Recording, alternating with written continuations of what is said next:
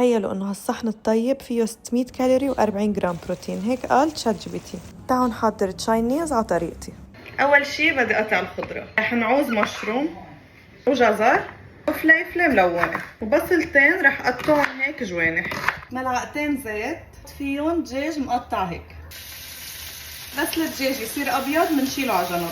هلا بنحط شوي زيت سمسم وبنجيب صينيه الخضره الحلوه وبنبلش بالبصل، ورح زيد ملعقه زنجبيل مطحون والجزر.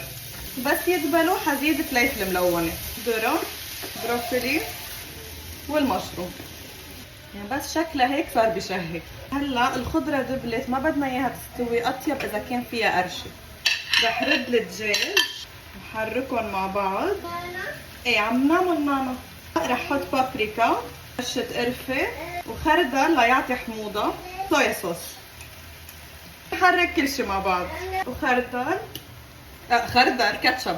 واخر شي رح احط شويه مي، مش كتير، شوي بس تيطلع لنا صوص. على نار هاديه شي 10 دقائق. ما اخذت ابدا وقت، كتير سريعه وطيبه، وفيكن تقدموا حدا رز او نودلز.